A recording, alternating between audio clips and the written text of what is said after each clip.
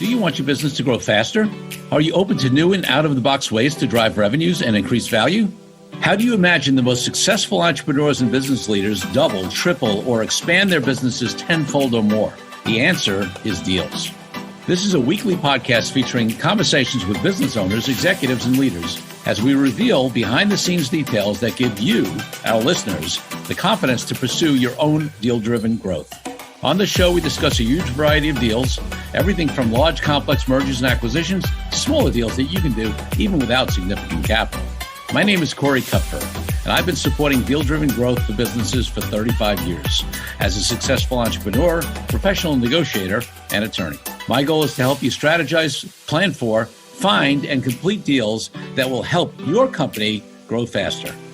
Welcome to the DealQuest podcast. Let's get started. Hey, DealQuest listeners, Corey Kupfer here for another solo cast. It's interesting. Last week's episode, which if you haven't listened to it yet, you should definitely go check it out. I had my good friend Scott Walton on, and Scott talked a lot about relationships and how he really, all of the deals he's done, the wealth management practices that he's acquired were really built on, and even his succession plan were built on with people that he built relationships with. And Scott is such a relationship person. And it just made me start thinking as we come into this solo cast, which, by the way, is episode 150. 150, that's a nice milestone here. And a lot of it is that I have a lot of people I have good relationships on, and I build relationships with the guests that I don't know.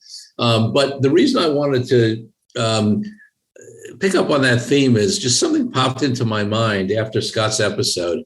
And it was the word relate, R-E-L-A-T-E, and sort of an acronym came up. And I was thinking about the fact that we talk often, and I ask my guests on the podcast, sometimes about the mindset of a deal maker, right? What makes somebody different? What makes somebody, there are plenty of entrepreneurs out there who, at least call themselves entrepreneurs, and maybe they are true entrepreneurs, but they don't do deals, right? And a lot of the most successful entrepreneurs that I know do deals. Now, they also, have organic growth and build sales and marketing and get more customers and clients that way. But there are very few companies that have that I'm aware of that haven't done some sort of deal to help themselves scale. And in the entrepreneurial world, especially, one of the things we talk about is what has some people do it and what has some people not, and what have some people, be deal makers. And there's a lot of ways we describe it, but this little acronym popped into my head. So I want to share it with you this week on this solo cast, number 150. I guess that means we are 6 episodes away from 3 years of every week doing this podcast. And I also want to say, if you guys haven't seen this on the post, that I'm really appreciate all your support. We listen notes just rated us, or has us rated, not just in the top 2% of podcasts out of 2.7 million podcasts globally. We're in the top 2%. And, we really appreciate your support on that. So thanks for that relationship. So what is the acronym for relating to deal makers? Well, the first one, the R, is relationship, right? There are so many, the best deals often come. Listen, you can find deals that are on the market, right? You can go to investment bankers, you can go to business brokers, you can go to, to various of these listing services. There are a number of ways to get to deals, but some of the best deals, whether it's business partnerships, whether it's acquisitions, whether it's joint ventures or strategic alliances, occur out of relationships that were built over time. Certainly, that's often the case for business partnerships, or even if they were not originally a pre-existing relationship, the relationship portion of it is crucial for its success, right? Because as we talked about, so many business deals are not, that the other party disappears. There's an ongoing relationship, right? There's a strategic alliance that's ongoing. There's a joint venture that's ongoing. There's a licensing deal where you have a licensor and a licensee. It's ongoing, right? People are affiliated in various ways. There's an acquisition, but the seller is going to continue to work there, or some of the team is. So people who do deals well are normally good relationship people. At least that makes a big difference in helping to find deals because, you get them from relationships, not only the people you're going to do deals with, but if they know, love, and respect you, then they're going to show you, present you with opportunities if they know you're out there looking for various types of deals. But also it's going to make your deals more successful. So that's the R. The E is entrepreneur. And listen, not every entrepreneur does deals, but most true entrepreneurs, like I said, do deals. And when I say true entrepreneur, I don't want to say that in any kind of judgmental way. But there is a difference, and various people have talked about this, between people who are self-employed and people who are entrepreneurs, right? Many folks who leave and working for somebody else, and they become self-employed, and they basically, have bought themselves their own job, and they provide whatever service that they do, and maybe they stay solo, or they have a small, staff, but it's basically relying upon them and their services, and it's effectively a job. Now, that's not necessarily a bad thing, right? In fact, it's a great thing. They get to be their own boss, and they may be very, very happy. I have no judgment. I'm not one of these people, and I've talked about this in the past, that says, has a judgment about somebody, or it's only a lifestyle business, or things like that. Because if you're happy, then that's wonderful. But when I look at that compared to somebody who is an entrepreneur, usually an entrepreneur is looking for new opportunities. They're looking to grow. They're looking to scale. I want to be careful because I often talk about the fact that there is this pressure to scale in the entrepreneurial world, and it's not always the best decision for everybody. So I'm not talking about this fast growth scaling and having to raise capital and all that kind of stuff. But, there is a growth mentality. There is a innovation mentality, a creativity mentality. You want to improve the business. And when you look at folks who are like that, they're more likely to do deals because they're going to look at all the possibilities of the ways that they can grow this business. They are less influenced. The best way is they're willing to take more risks, right? And obviously there are some risks involved in deals. There's some learning curves involved in deals.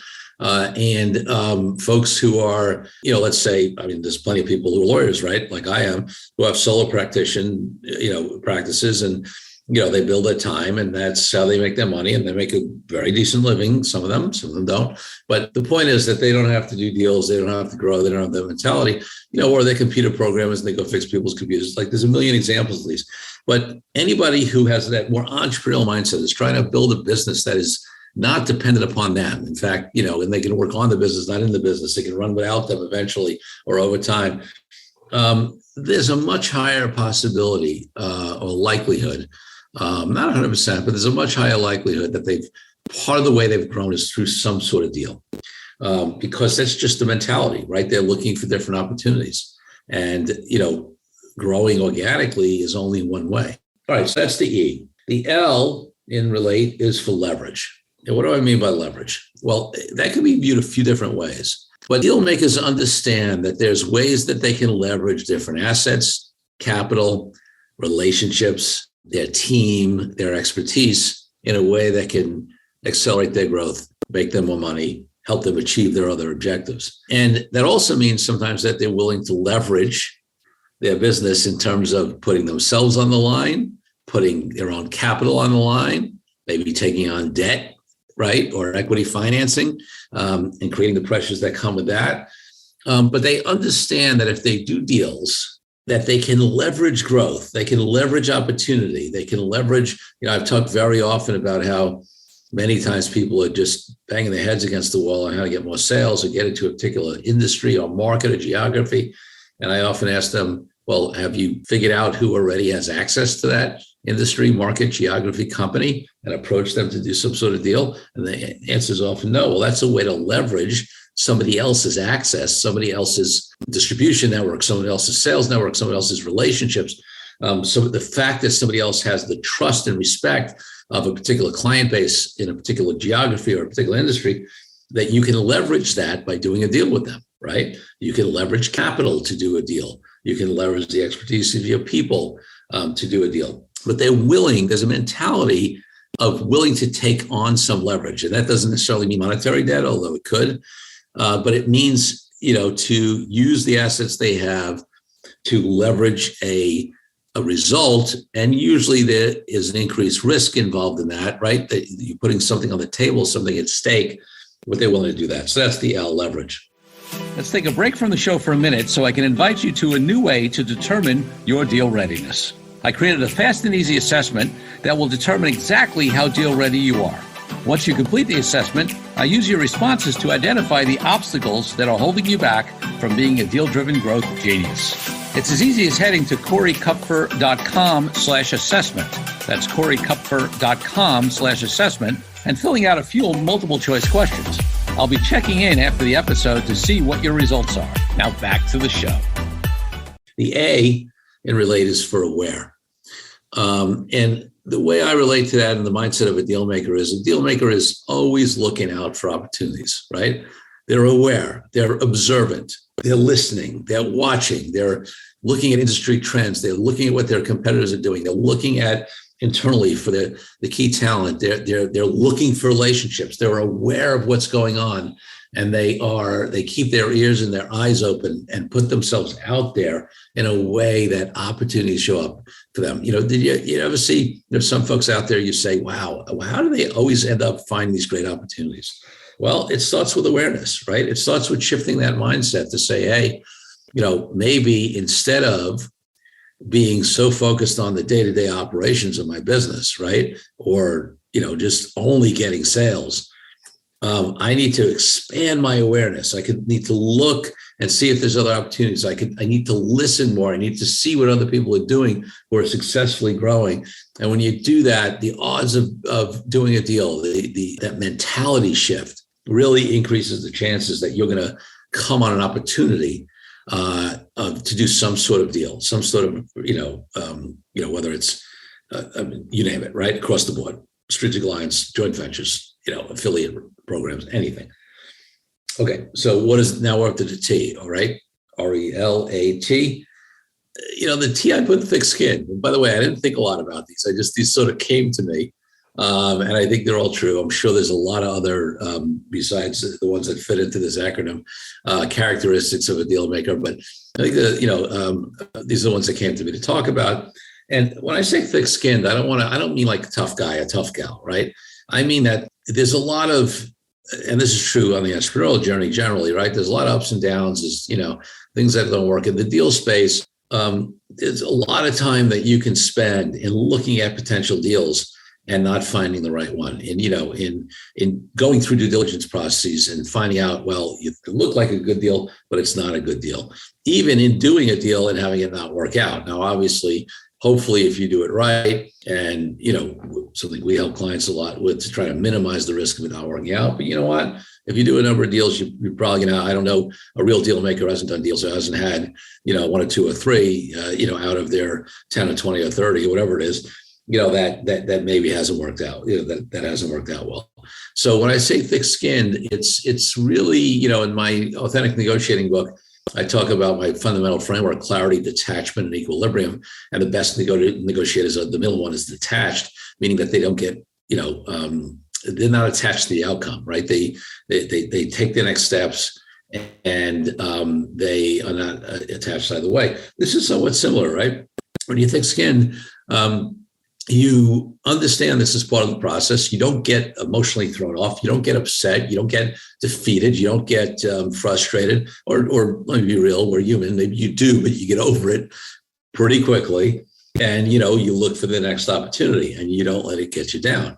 Now, this is a quality that I think any great entrepreneur has in various ways, right? Salespeople who do organic growth, who get more sales, are, the great salespeople are thick-skinned, right? This one didn't work out. Okay, next, right? And they don't they don't wallow in every no that they get. But it's true for a deal maker as well. And because to find great deals, it takes time, it takes commitment, it takes energy. There are pitfalls. So you can't let it get you down. You got to be pretty thick-skinned about it. And those folks that are, stay in the game and get deals done. Finally, the E is actually the third of my pillars in the Authentic Negotiating book as well. CDE, the E stands for equilibrium. So just many of you have heard me talk about that framework, the clarity, detachment, equilibrium. But here, and in that context, in the negotiating context, it means when you're sitting in the negotiating room, you don't get thrown off. You maintain your equilibrium. You stay centered, right? You don't get triggered by what people say. Well, it's the same thing in the deal world, right? Not only in the negotiation of the deal, but like I said, even in that journey of finding the right deal, of maybe having trouble finding a deal, of having deals not worked out, you don't let it affect your state. And this is the other piece of it, because this is, that can be seen as the same thing I said for thick skin. But what it also is during the process of going through the deal, you maintain that equilibrium. You don't get into a place of scarcity. You don't get into a place of artificially trying to push a deal too quickly where it'll adversely affect it. You don't get blocked by your own limiting beliefs or fears that will come up that actually would have you maybe artificially slow down a deal or not be responsive and not have the momentum of a deal that's necessary to get the deal done going, right? You do that internal body work that I often talk about as a deal maker to maintain that state, that where you are able to see clearly, where you're able to make rational decisions, where you are able to get connected to what your objectives are, and where you're not going to get thrown off and make a decision either emotionally or because you just lost the clarity and something gets in the way, and then you either lose the deal or do a bad deal or try to force it or not. So relationship, being a true entrepreneur, leverage, awareness, being thick-skinned, maintaining that equilibrium. These are some of the characteristics that I see in deal makers. And listen, obviously there's other skills involved, negotiation skills, ability to analyze deals, vet deals, ability to build a team and that kind of stuff. So I'm not saying this is exclusive, like I said, but I think this is more, a lot of them relate to the mentality, of a deal maker, right? There's skills, there's resources, but then there's also, as I often talk about, mentality, mindset shift work that needs to be done, especially for those of us who are entrepreneurs and executives, because listen, our own stuff, can get in the way. So, hopefully this acronym will be helpful. Relate, relationship, entrepreneur, leverage, aware, thick-skinned, and equilibrium. And if you're somebody who hasn't done deals or hasn't done as many deals as you like, maybe just think about, right, which of these areas might be holding you back, might you be, weaker in, right? Is it that you're not keeping your awareness up? You're not constantly looking for opportunities, right? You get too in the weeds, you get too in your business. Maybe that's the area you have to work on. maybe you are not as great at building relationships with people. And that's something you should spend more time focusing on, right? And listen, the relationship you build today might be the deal you do 5 years from now. It's not like, that's what relationship building is, right? It's not going to automatically cause it, but over time, these relationships will provide deal opportunities, no question. So, sort of use this as a way to take stock on where you're at. If you want to sort of improve and work on that internal mindset shift that will help you be a better deal maker, be able to look out for more deals, close more deals successfully, have them be integrated and all that kind of good stuff we've talked about in other episodes. Definitely go back again and listen to Scott Walton's episode. He talks a lot about relationships and is just so great at that. I looking forward to sharing with you the upcoming episodes. We booked some really amazing guests. In fact, I recorded today, so meaning that it's going to be airing in not today, but I think it'll probably be the one after this one. E.A. Sulkovitz, who talks about giving, right? Coming and not just giving first, but giving, and the relationship of giving to deals, which is another great topic and philosophy I believe in. So appreciate you again. 150 episodes in, Top 2% podcast. Super appreciate all your support. Hope this Relate acronym is valuable to you. And I will see you next week with a guest interview. And then, in 3 more episodes, we do every 4th episode as a solo cast generally. So I'll be back with another solo cast then. Have a great week, everybody. Thank you for joining me on this episode of DealQuest, where we help you understand how deal-driven growth can be your ticket to freedom. I want to invite you to a unique way to tap into the wisdom and experience of the DealQuest community. Join the DealQuest Deal Den Zoom calls, a free monthly 90-minute mastermind. In the mastermind, we address all the challenges you may be facing and help support you with the opportunities that may arise in terms of deal-driven growth. You will get input not only from me, but all the members on the call will collaborate and serve each other in a mastermind format. To sign up for the free mastermind, Go to www.coreykupfer.com/dealden. That's coreykupfer.com/dealden. I'll see you there. I'm Corey Kupfer. Until next week, wishing you the freedom and financial prosperity that I know your DealQuest will bring.